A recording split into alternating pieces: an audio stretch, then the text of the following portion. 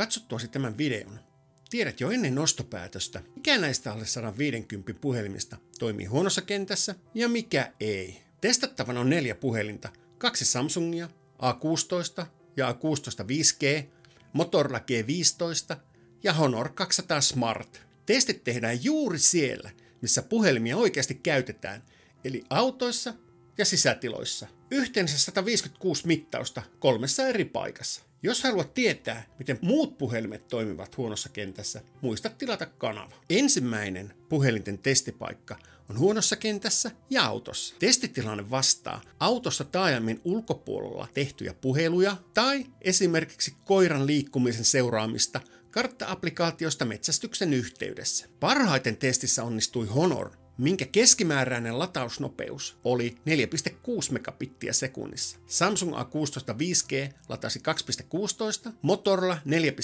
4,4 ja Samsung A16 3,16 megaa. Vastaavat lähetysnopeudet olivat 0,45,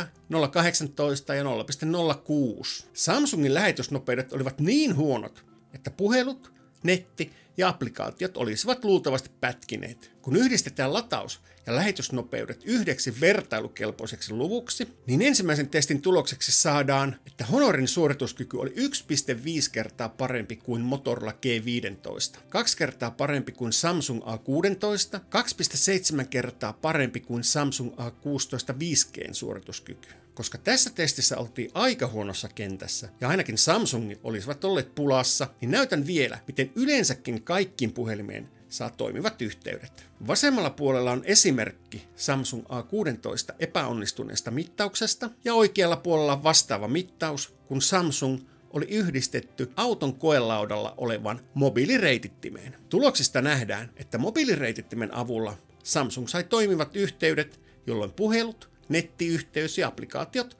olisivat siis toimineet huomattavasti paremmin.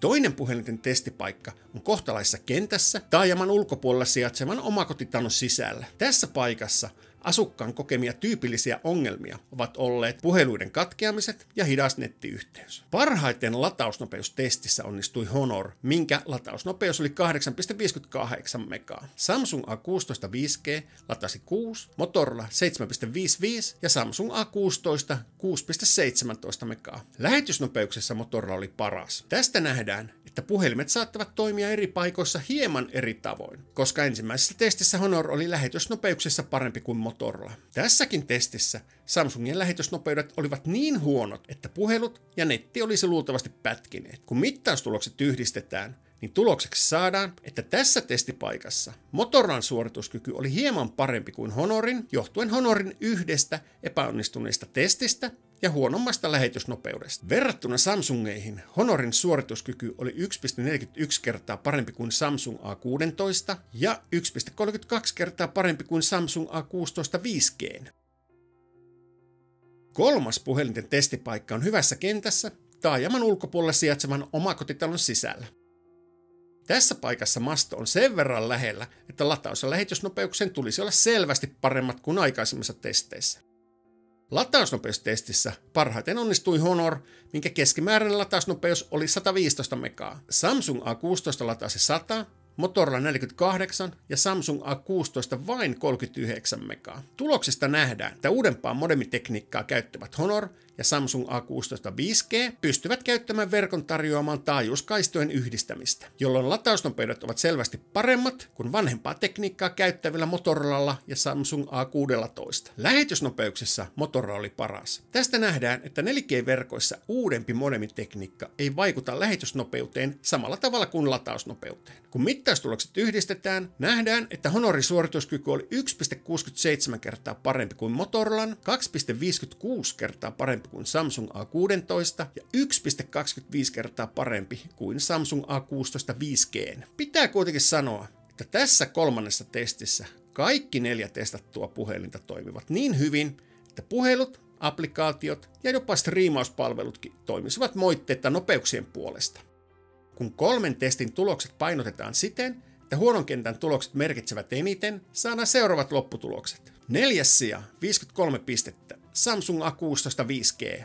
Huonon kentän suorituskyky verrattuna testin parhaateen oli välttävä. Tämä johtui vaatimattomasta lähetysnopeudesta ja alhaisesta testien onnistumisprosentista. Kohtalaisessa kentässä Samsung A16 5G toimi keskinkertaisesti johtuen taas vaatimattomasta lähetysnopeudesta. Hyvässä kentässä puhelimen latausnopeus oli hyvä, mutta taas lähetysnopeus verrattuna muihin oli hieman alhainen. Kokonaisuutena Samsung A16 5G sai 2,5 tähteä ja siten ei ehkä ole paras valinta taajamien ulkopuolisen käyttöön. Kaupunkialueella puhelin toimii kuitenkin oletettavasti moitteetta. Kolmas sija 55 pistettä Samsung A16. Huonon kentän suorituskyky verrattuna testin parhaaseen oli keskinkertainen. Se johtui etenkin vaatimattomasta lähetysnopeudesta. Kohtalaisessa kentässä Samsung A16 toimi myös keskinkertaisesti, mutta lähetysnopeus oli jälleen huomattavan vaatimaton. Hyvässä kentässä puhelimen latausnopeus oli välttävä, koska eroa parhaaseen tuli paljon. Kokonaisuutena Samsung A16 sai 2,5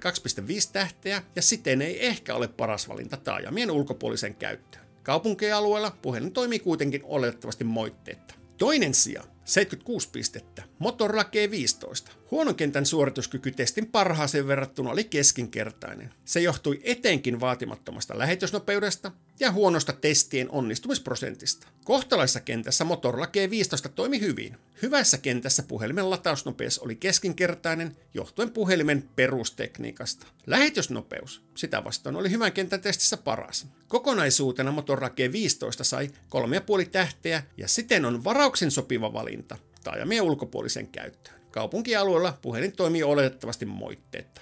Voittaja ja tämän vertailun referenssipuhelin 100 pistettä Honor 200 Smart.